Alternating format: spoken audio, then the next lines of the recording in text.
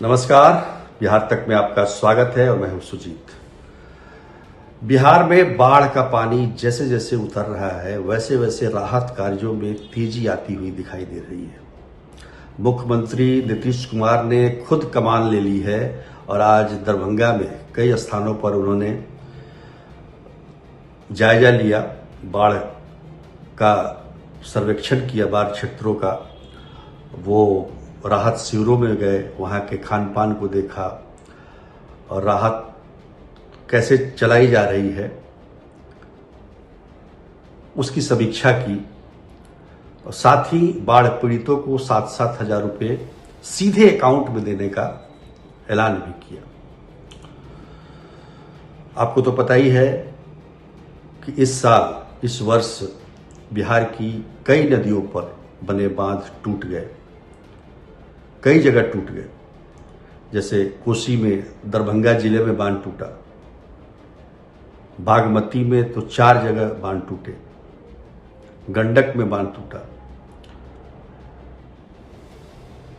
तो कहने का मतलब बांध जो ये टूटा है जिसकी वजह से बिहार के 18 जिले प्रभावित हुए हैं, करीब 20 लाख की आबादी प्रभावित है। घर बार, फसल सब कुछ तबाह हो गया इस बाढ़ में। लोग जो हैं बुरी स्थिति में हैं।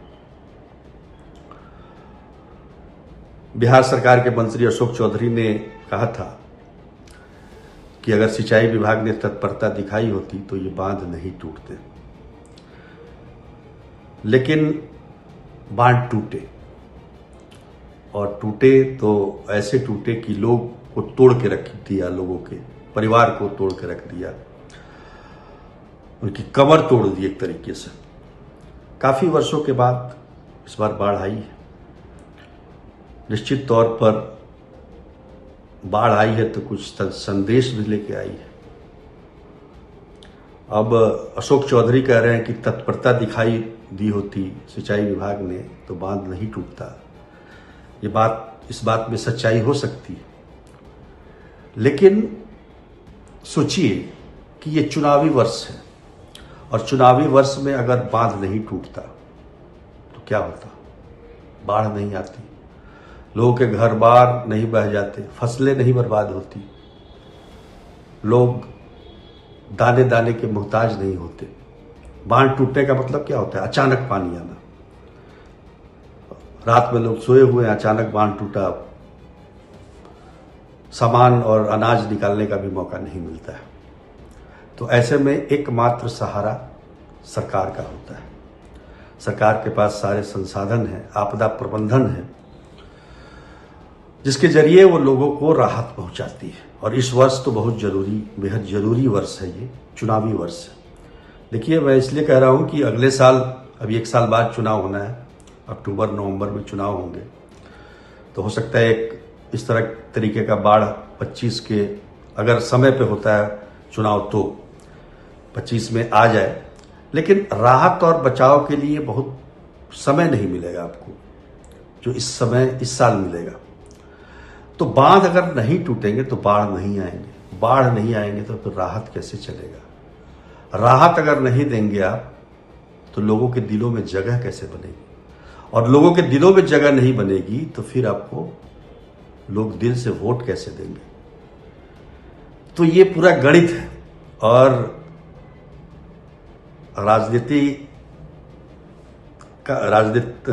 राजनीतिक विश्लेषण करते करते इतने वर्षों में तो ये समझ में बात आ ही गई कि लोगों के दिल में कैसे जगह बनाना है। अब देखिए, राहत भी बटेगा और बांध भी बनेगा। जिस दिन, ठीक है, इस साल पानी बहुत आया कोसी में, 6,80,000 क्यूसेक पानी, और इतना पानी आया कि ओवरटॉप कर गया बराज, कोसी बराज। तो जिस दिन पानी आने का संकेत था, देखिए अब तो सिस्टम काफी एडवांस हो गया है, पहले से पता चल जाता है कितना पानी आने वाला है। लेकिन अफसोस कि इस बाढ़ में सबसे ज्यादा तत्परता दिखाने वाले हमारे मुख्यमंत्री नीतीश कुमार जी उस दिन दिल्ली की यात्रा पर थे और सिंचाई मंत्री विजय कुमार चौधरी का कहीं कुछ अता पता था नहीं। बांध टूट गया और टूटा तो फिर तबाही मच गई। अब अशोक चौधरी ने कहा है कि भाई तत्परता दिखाई जाती, सही बात है, अगर मॉनिटरिंग ढंग से हो। देखिए पिछले कई वर्षों से बाढ़ का प्रकोप तो आता ही था, ना पानी नहीं तो, लेकिन फिर भी जल संसाधन मंत्री रहते संजय झा ने काफी तत्परता से, बहुत कम बांध टूटे उनके कार्यकाल में, और सजगता से लगे रहे। लेकिन जिस दिन पानी आया उस दिन जल संसाधन मंत्री विजय चौधरी ने कहा कि बांध की ऊंचाई बढ़ाई जाएगी। अब सोचिए कि बांध की ऊंचाई बढ़ेगी तो फिर किसको फायदा होगा। अगर आज 2 मंजिला ऊंची बांध है तो उसको 3 मंजिला कर दिया जाएगा, तो फिर और उसमें संसाधन तो लगेंगे ही। निश्चित तौर पर सरकार को बांध की ऊंचाई बढ़ाने के लिए और धन खर्च करने होंगे। धन खर्च होते हैं तो आपको पता ही है क्या होता है फिर। खैर ये तो सरकार की बात है। तो उस दिन जिस दिन पानी आ रहा था उस दिन जल संसाधन मंत्री ने यह कहा कि बांध की ऊंचाई बढ़ाई जाएगी। बड़ा आश्चर्य हुआ। उस दिन तो बचाव की जरूरत थी, उस दिन तो बांध को कैसे बचाना है वो देखना था। खैर बांध तो बचा नहीं। मेरा तो ये सुझाव है कि अगर बांध की ऊंचाई आप जितनी ऊंचाई करेंगे खतरा उतना ही रहेगा। इससे बेहतर है कि आप नदी में जो सिल्टेशन हो रहा है, नदी में जो गाद बन रहा है और नदी का बेड जो ऊपर हो रहा है उसको आप उसकी सफाई कराएं नदी के बेड का, ताकि नदी में गहराई रहे। बांध कितना भी ऊंचा कर देंगे तो वो तो समस्या का समाधान नहीं है। खैर ये तो तकनीकी बातें हैं, बहुत ज्यादा तकनीकी विशेषज्ञ तो हम लोग हैं नहीं। तो कहने का मतलब ये है कि ये स्थिति है। तो चुनावी वर्ष है, निश्चित तौर पर सरकार को काम करने का मौका मिल रहा है और पूरी तत्परता के साथ मुख्यमंत्री नीतीश कुमार जब से दिल्ली से आए और लगातार बाढ़ की मॉनिटरिंग कर रहे हैं और जायजा ले रहे हैं और राहत कार्यों की समीक्षा कर रहे हैं। लेकिन इसी में देख लीजिए कि प्रतिपक्ष के जो नेता हैं वो यहाँ है ही नहीं, वो दुबई में है।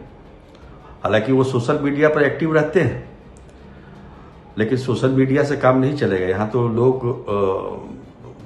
काफ़ी मुश्किलों में हैं, तो उनको ढाढ़स जताने की ज़रूरत है और साथ में उनको एक तरह से फिर से अपने पैरों पर खड़ा होना पड़ेगा।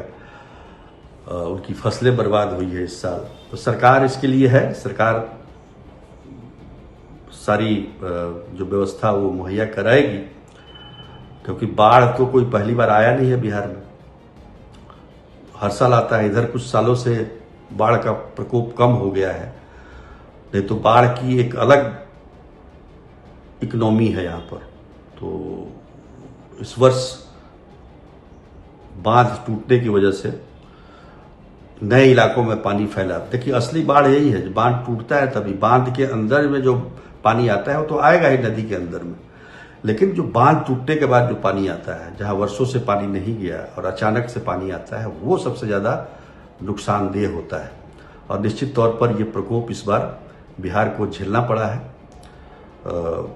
अब सरकार के लिए अवसर है, ये चुनावी वर्ष है ये, और इसमें पूरी तरीके से दिल लगा के राहत बांटने का सरकार काम करे। एक चीज और मैं बोलना चाहूंगा, जनप्रतिनिधियों में अगर इस तरह की पीड़ा में, इस तरह के आपदा में कोई अगर साथ खड़ा होता दिखाई देता है तो सिर्फ एकमात्र वो पप्पू यादव, पूर्णिया के सांसद। उन्होंने 2019 में भी पटना में बहुत अच्छा यहाँ के बाढ़ में काम किया था, और इस बार भी मोटरसाइकिल पर सवार होकर उन्होंने जिस तरह से तत्परता दिखाई, काबिले तारीफ है। जनप्रतिनिधियों को ऐसा ही होना चाहिए। बहुत सारे जनप्रतिनिधि तो आजकल दिखाई ही नहीं देते हैं बाढ़ के दिनों में। जीतने के समय, चुनाव के समय तो सब हाथ जोड़े खड़े रहते हैं, लेकिन जब आपदा आती है तो गायब हो जाते हैं। अब ये समय है जनता को जज करने का, समीक्षा करने का, देखने का, परखने का कि भाई जो ये आपदा आई है, ये आपदा क्या रोकी जा सकती थी, और आपदा आ गई है तो उस आपदा से निपटने के लिए सरकार उनके साथ खड़ी है कि नहीं खड़ी है। तो ये समय है यही सब देखने के लिए। तो आज के लिए इतना ही, तब तक के लिए नमस्कार।